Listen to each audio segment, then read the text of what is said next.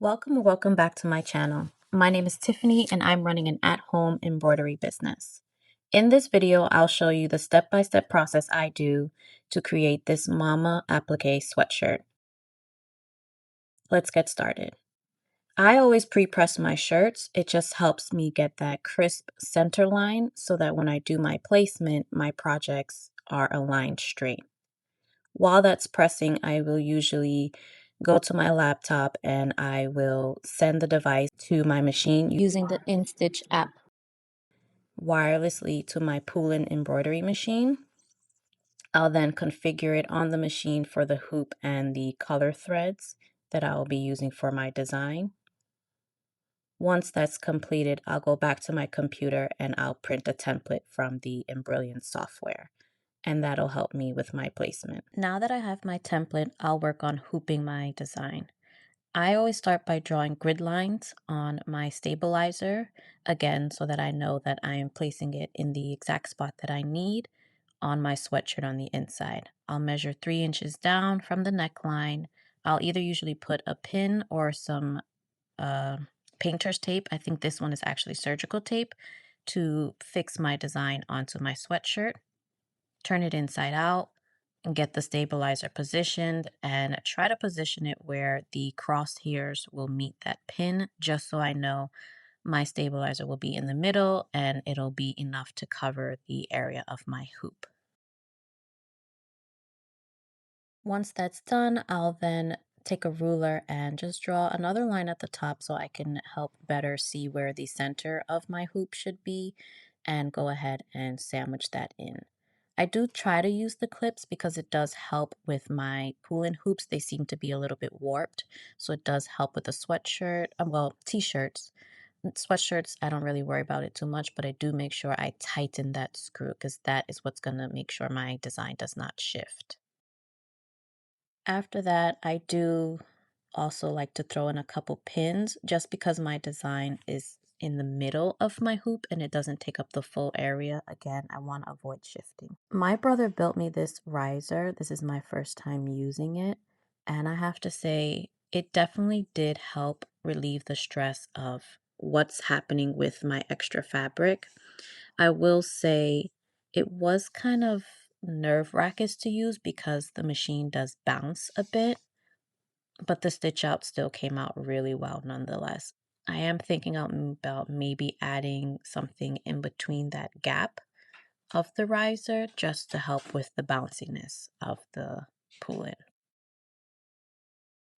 But once it's loaded, I'll trace, and as you can see, my sweatshirt does not get hung up. It does not sag while being on this riser.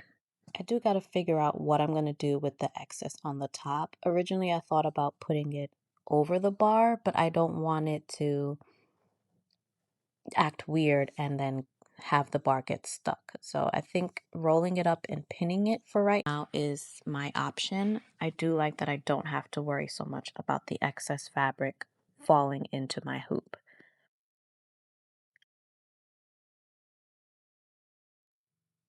And yes, I'm one of those people who trace 1,000 times, and I don't think this is the last time I trace. So once I'm happy with the placement, this design doesn't necessarily have a placement stitch. So I more or less am going to, I ripped my glitter. That really sucks. But I'm going to place down my glitter in the area which would have had a placement stitch. And again, that's another reason why I print my templates.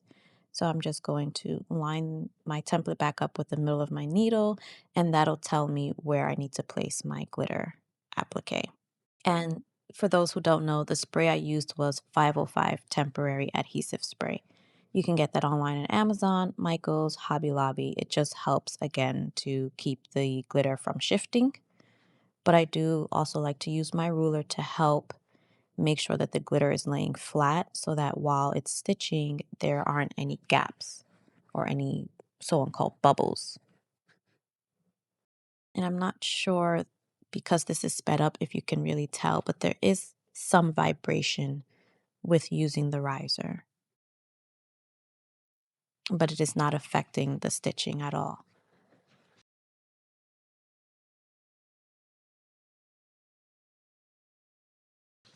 So at this point, I'm not sure if there was a jump stitch or a loose thread that kind of just doubled up and got caught, but I'm glad I heard it and I was able to snip it away.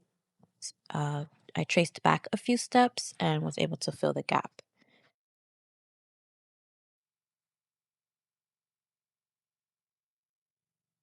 And this is a tone-on-tone design, so I don't need to change my thread color for everything.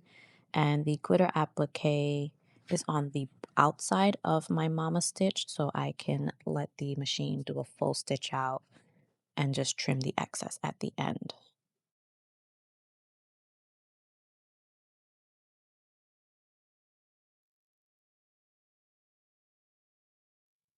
Clean peel, love to see that.